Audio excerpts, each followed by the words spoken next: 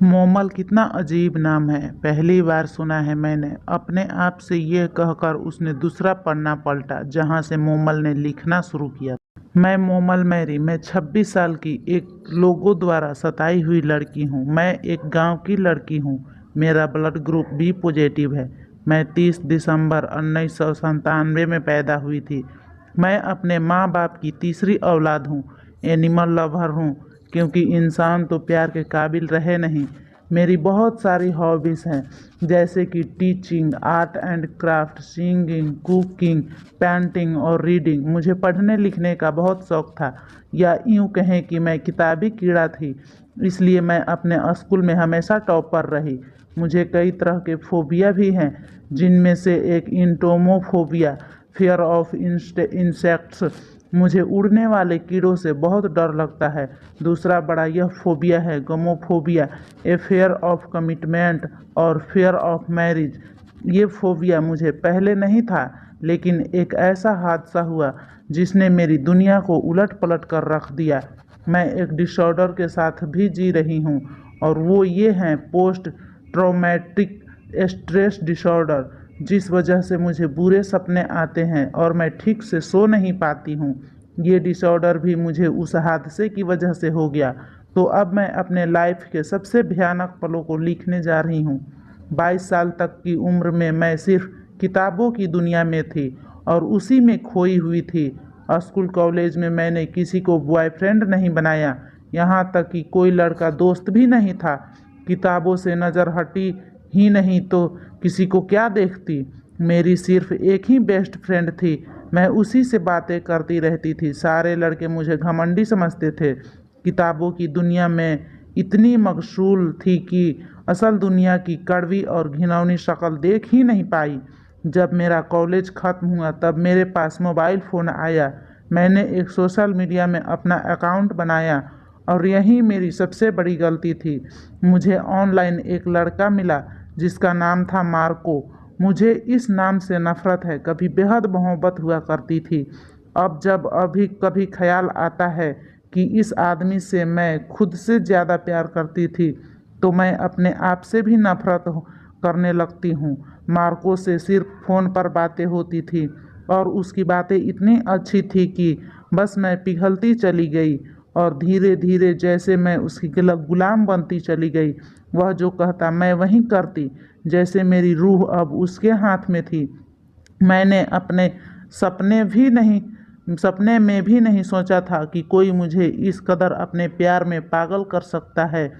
मैं उससे कभी मिली नहीं, ना उसे कभी सामने से देखा था, सिर्फ फोटोज में ही देखा था। कुछ दिन ऐसा ही चला, फिर मैंने उसे शादी के लिए घर पर बात करने को कहा। वो अपने घर से दूर रहकर एक कंपनी में नौकरी करता था।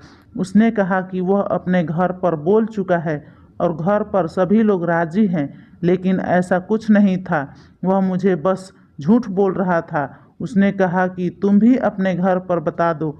मैंने भी अपने घर पर बता दिया। मेरे घर वाले नाराज़ तो हुए मुझसे ये जानकर कि लड़का ऑनलाइन मिला है, लेकिन मेरी खुशी के खातिर उन्होंने सोचा कि अगर लड़का अच्छा हो तो शादी कर देंगे। मेरे घर वाले उसके घर वालों के जवाब का इंतज़ार करने लगे, और मैं भी बेसब्री से इंतज़ार करने लगी, लेकिन वह शादी की बात को टालता रहा, कोई ना कोई बहाना देता रहता। एक दिन उसके दोस्त के ज़रिए मुझे पता चला कि वह मुझे धोखा दे रहा है, लेकिन मैंने उसकी बातों का विश्वास नहीं किया। उसके दोस्त ने कहा कि देखिए, आप बहुत मासूम हैं, इसलिए मैं आपको बता रहा हूँ कि वह आपके लायक नहीं है। लेकिन मैंने उसे ही बुरा भला सुना दिया। मुझे लगा कि वह शायद मार्को से जलते हों, लेकिन मैं गलत थी और वह सही था। अब ऐसा हुआ कि उसने मुझे इग्नोर करना शुरू किया। मेरे मैसेज इग्नोर कर देता, मेरे कॉल्स को इग्नोर कर देता। मैं हर मुमकिन उसे मनाने की कोशिश करती रहती, फिर भी उसे कोई फ़र्क नहीं पड़ता। एक दिन सुबह 8 बजे मैंने उसे फ़ोन किया, लेकिन उधर से किसी लड़की ने फ़ोन उठाया। मैंने पूछा कि यह तो मार्को का फ़ोन है, सुबह सुबह आपके पास क्या कर रहा है? फिर जो उसने बताया, मेरा दिमाग जैसे सुन्न पड़ गया। मेरी आंखों के सामने अंधेरा ही अंधेरा था। मेरा जिस्म जैसे जम सा गया था। खैर उस लड़की ने बताया कि वह 3 साल से उसके साथ लिव इन रिलेशनशिप में रह रही है। उस लड़की ने उसकी सारी हकीकत मुझे बता दी। उसने एक एक बात बताई जो हमारे बीच हुआ करती थी। उसने यह भी बताया कि जब वह बीमार पड़ा था तब आपने उसे इलाज के लिए पैसे दिए थे। हाँ, मैंने उसे कुछ पैसे दिए थे। उसने ऐसी ऐसी बातें बताई कि मेरे पास यकीन करने के अलावा कोई और रास्ता नहीं था। उसने कहा कि मैं बहुत पहले आपको ये सब बताना चाहती थी, लेकिन वो अपना मोबाइल छूने भी नहीं देता। आज किस्मत से वो फ़ोन भूलकर ऑफिस चला गया है और आपका कॉल भी आ गया। यह सब बातें सुनने के बाद मैं बहुत ज़्यादा रोई, इतना रोई जैसे कि मेरी आँख से आंसू नहीं बल्कि अब खून निकल पड़ेगा। मेरे दिल में दर्द सा महसूस होने लगा। मैंने वह दर्द इससे पहले कभी महसूस नहीं किया था। यह सब मैं अकेले ही झेल रही थी। आखिरकार मैंने खुद को किसी तरह संभाला। मेरा दिल कर रहा था कि काश वो मेरे सामने आता तो मैं उसे मार डालती। मुझे इतनी नफ़रत हो गई, इतना गुस्सा आया कि मैंने उसके छोटे भाई को मैसेज करके उसकी यह सारी गंदी हरकतें बता दी। उसके घर वालों को कानों कान खबर नहीं थी कि वह किसी लड़की के साथ 3 साल से लिव इन रिलेशनशिप में रह रहा है और साथ में मुझे भी बेवकूफ़ बना रहा है। सिर्फ मैं ही नहीं, कई सारी लड़कियां उसके जाल में फंस चुकी थी, क्योंकि वह बातें बहुत अच्छी करता था और दिखने में भी बहुत अच्छा था, और यही उसकी ताकत थी। लड़कियां ज़्यादा इमोशनल होती हैं, इसलिए अगर उससे कोई 4 बातें भी प्यार से कर लेता है तो वह उसके सामने पिघल जाती है और इमोशनली अटैच होती चली जाती है। इसी वजह से अक्सर वह धोखे खा जाती है। मैं यह नहीं कहती कि सारे लड़के बुरे होते हैं और सारी लड़कियां अच्छी होती हैं। अच्छाई और बुराई दोनों जेंडर में पाए जाते हैं, लेकिन बुरा अक्सर लड़कियों के साथ ही होता है। मार्को के घर वाले शरीफ लोग थे। उसके डैड की मौत बहुत पहले हो गई थी। जब जब मैंने उसके छोटे भाई को यह सब बता दिया तो उसके भाई ने अपने घर में बताया। उसके घर वाले यह सब जानकर बहुत गुस्सा हो गए और उसे फ़ोन करके बहुत तान सुनाया। यहाँ तक कि उसे के बड़े भाई ने उसे जायदाद से बेदखल कर दिया। मुझे यह सब नहीं पता था कि मेरे बताने के बाद क्या हुआ नहीं हुआ। मैं तो खुद को किसी तरह संभालने में लगी थी।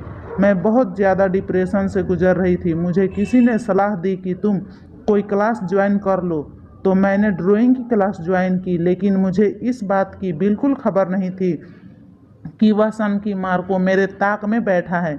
मैंने उसके घर वालों को सब कुछ बता दिया, जिस वजह से उसे बहुत कुछ सुनना पड़ा और उसे जायदाद से बेदखल कर दिया गया। वो मुझसे इस बात का बदला लेना चाहता था। एक दिन मैं क्लास के लिए सुबह सुबह जा रही थी, तभी तेजी से एक वैन आई और मुझे चिल की तरह झपट कर ले गए। उसने मेरा किडनैप करवा लिया, मुझे एक खंडहर में ले गए, 3 दिन तक भूखा प्यासा रखा और गुस्से में आकर उसने मुझे बहुत मारा पीटा। उसकी वह हैवानियत और दरिंदे जैसी आंखें आज भी मुझे डरा देती है। उसने मेरा गला दबाना शुरू किया। वह मुझे जान से मारने ही वाला था कि उसकी लिव इन पार्टनर वहां आई और पीछे से उसकी गर्दन में ड्रग्स इंजेक्ट कर दिया। धीरे धीरे उसकी आंखें मंद हो गई और वहीं ज़मीन पर गिर पड़ा।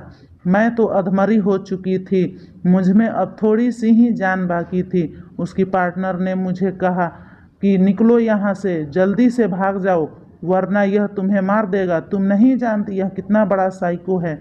मैं हैरान थी। मैंने उससे कहा कि तुम इसके साथ क्यों रहती हो? आखिर क्या मजबूरी है जो तुम ऐसे इंसान के साथ रहती हो? तो उसने मुझे जल्दी जल्दी में बताया कि मैं एक कॉल गर्ल थी। वह मेरे पास अक्सर आता था। मैं मजबूरी में यह धंधा करती थी और मैं वहाँ से निकलना चाहती थी। तो मैंने उससे कहा कि मुझे यहाँ से निकालो, मैं तुम्हारी गुलाम बनकर रहूँगी। तो वह मुझे वहाँ से ले आया। मैं उस धंधे में वापस नहीं जाना चाहती, इसलिए मैं बस उसके साथ रहती हूँ और कुछ भी नहीं है। अगर वह मुझे कभी मारता पीटता भी है तो मैं सह लेती हूँ। अब देखो कब तक सह पाती हूँ। कहीं कभी सोचती हूँ कि मेरे ही हाथों इसका खून हो जाए और मैं हमेशा के लिए जेल में बंद हो जाऊँ। शायद यही मेरे लिए अच्छा रहेगा।